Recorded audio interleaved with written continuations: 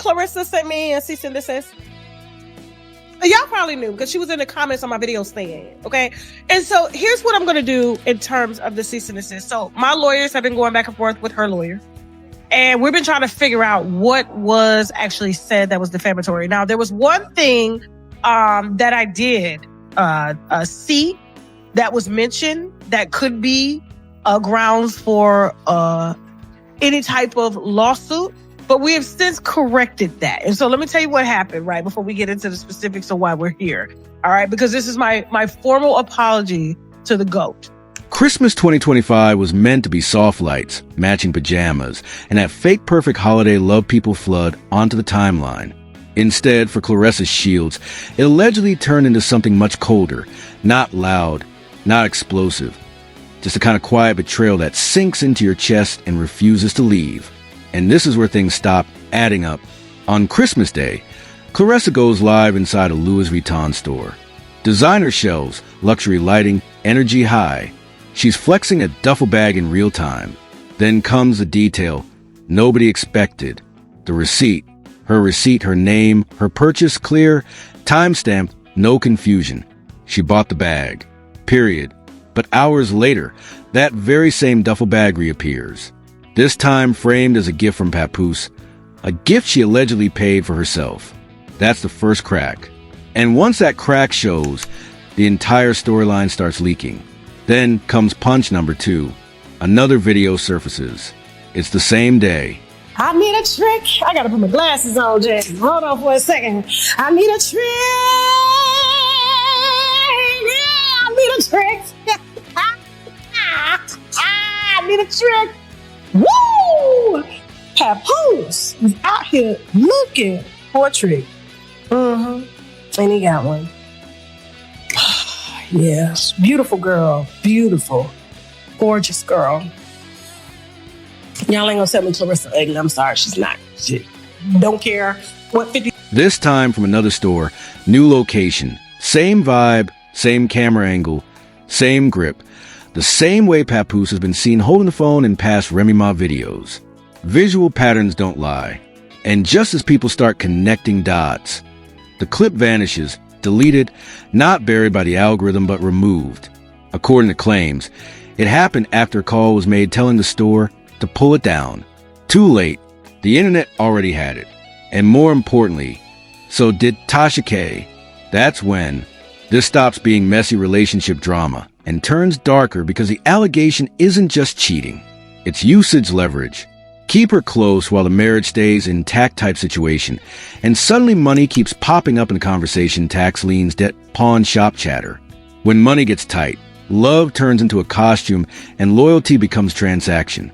And the most uncomfortable question of all, if Claressa truly believed she was chosen while he was still tied to Remy, then this wasn't romance. It was a setup.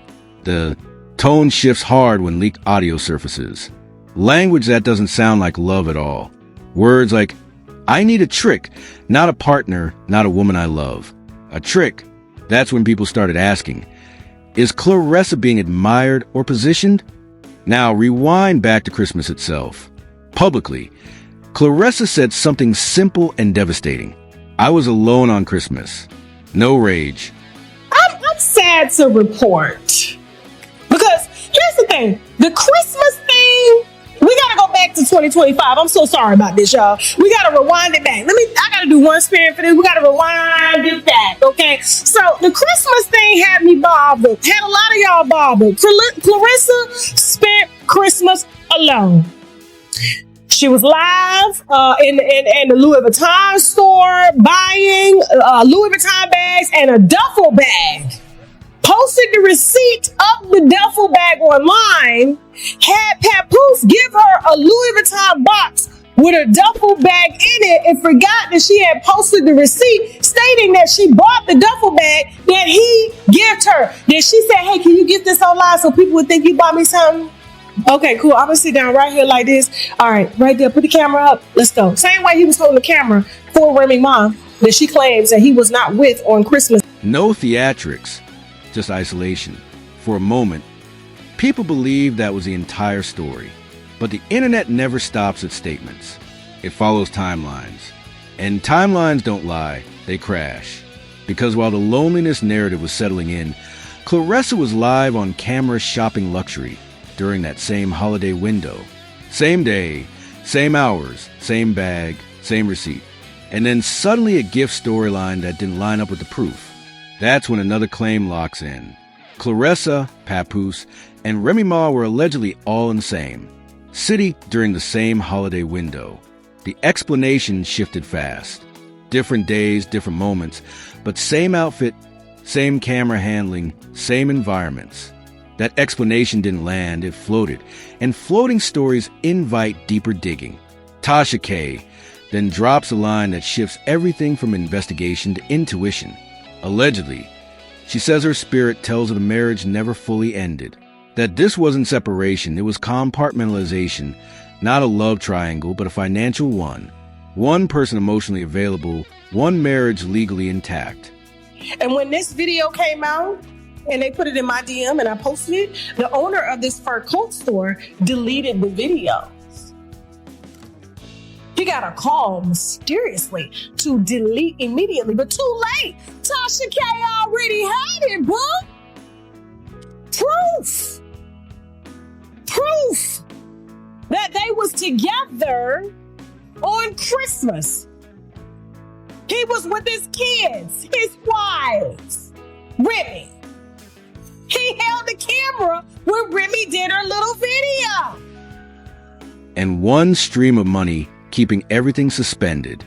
And just when the story couldn't get heavier, another claim surfaces. Claressa was allegedly shown an $8 million deal number. A figure that reframes everything, because now the question isn't just who loved who, but who needed who. Christmas didn't bring answers. It exposed contradictions. And once receipts, timelines, and patterns collide, the truth doesn't whisper anymore. It stares back because money doesn't lie. And once the numbers entered the room, everything else shifted. It starts with an $8 million deal being floated. The kind of number that fixes lives, clears stress, stabilizes futures. But it also raises one brutal question. If Papoose was allegedly broke, where was that money actually coming from? That's when Tasha K says she pulled receipts. Not vibes, not rumors, paperwork, pawn shop records, jewelry listings, chains, and bracelets that once symbolized status, now documented as collateral. Wealth wasn't growing. It was being liquidated. Then old statements resurfaced. Remy Ma herself had previously said Papoose wasn't paying bills, wasn't contributing, was put out, and shortly after, he's allegedly living in Claressa's apartment, driving Claressa's car, surrounded by Claressa's resources. Suddenly, the timeline doesn't look romantic. It looks logistical. Even the jewelry moment flips when you slow it down. A chain presented as a birthday gift. Claressa calls it new. Then she pauses and asks quietly, "Where's yours?" Because it wasn't new. It was his. And that realization doesn't explode. It sinks. Heavy, permanent. This is where the story pivots from spectacle to something intimate and unsettling. When affection overlaps with dependency and money moves without clarity, intention gets murky. Then documentation enters. In an old video, Remy Ma addresses Papoose not by nickname, but by his legal name, Willie. That matters because Willie leads to William Mackey, and that name opens public records. 13 years of unpaid taxes, federal tax lien, 6 figures owed, multiple filings, properties tied up. This isn't gossip. This is paper. At this point, the story stops feeling like celebrity drama and starts looking like a structure under strain. One propped up by quiet money, while loud narratives distract the public. And it all circles back to Christmas 2025. Claressa said she spent Christmas alone. But that same day, she was live in a Louis Vuitton store, buying bags, posting the receipt. For a duffel bag she'd purchased herself. Hours later, that same bag is framed as a gift from Papoose. Optics, not romance. In a second store, video surfaces, same day, same energy, same camera handling Papoose using Remy Ma's videos. And then it vanishes, deleted after a call, according claims. But it was already in Tasha K's hands. That's when the realization locks in. If videos are being erased, timelines rewritten, and money quietly repositioned. This story isn't about what was said, it's about what was hidden. And once you zoom out, the triangle sharpens. Both sides of the marriage allegedly drowning in tax pressure. Divorce suddenly becomes dangerous because separation exposes finances. So staying legally intact becomes strategy. And that's where Claressa's role turns tragic. Not a villain, not a mastermind, but collateral. The duffel bag wasn't a gift. It was optics. The apartment wasn't comfort. It was shelter. The jewelry wasn't romance. It was rotation. And the Christmas silence. It wasn't accidental. It was managed. This wasn't a loud betrayal. It was the quietest kind. The kind that lets someone believe in a future while the present has already been decided. This was never a love triangle. It was a pressure triangle. And pressure doesn't need romance to work. It just needs access. Access to belief, access to money, access to silence. By this point, the question isn't whether Claressa was misled. The question is darker. Was she ever supposed to know the truth at all? Because when relationships are built around avoidance, honesty becomes a liability. The silence around the marriage, the silence around the finances, the silence around the deleted videos, it all starts sounding intentional. This story doesn't end in outrage. It ends in realization. The biggest danger wasn't betrayal. It was invisibility. At first, every contradiction could be brushed aside. Bad timing, coincidence, misunderstanding. But then the silence stretches too long, and silence stops being absence. It becomes structure. A system that only works if one person stays unaware. That's when the roles allegedly get named behind closed doors, not in public posts, not in interviews, in private language. And the claim isn't just that Claressa was misled.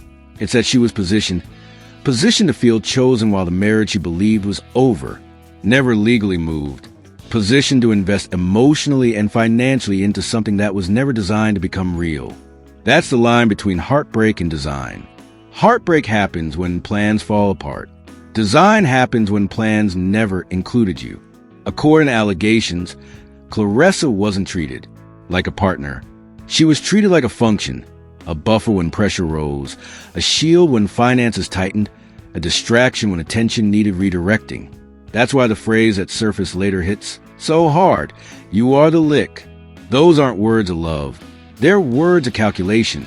Revisit Christmas through that lens and everything shifts. Claressa saying she was alone stops sounding like self-pity. It sounds like awakening. Because while she says she was alone, the claim remains that Papoose was with his wife and child, exactly where the law still recognized him to be. That isn't chaos. That's order. And order Claressa was never part of. This is emotional. Core of the story, not gossip, not scandal. But the moment someone realizes what they thought was a relationship was really just proximity. And proximity can be withdrawn at any time. The withheld divorce becomes critical here because divorces don't just end marriages. They expose finances. They force transparency. They pull private arrangements into daylight. And according to claims, that daylight never came. The marriage stayed legally intact because separation would have triggered collapse. And that's where the $8 million deal allegation cuts deepest. Not money reassurance. Credit, not cash. A promise meant to keep Claressa invested long enough to quietly stabilize other problems. If true, then the final reveal isn't about finances. It's about intention. Because once you understand you were never meant to cross from access into commitment, the illusion dies. This story doesn't end with drama. It ends with clarity. Patterns don't disappear when ignored. They repeat. And once someone sees they were never part of the plan, the only real question left is how long they're willing to pay for believing otherwise. If the story made you uncomfortable, good. That's awareness kicking in. Subscribe. Bell icon to follow. Because the real danger isn't betrayal. It's the silence that makes betrayal possible.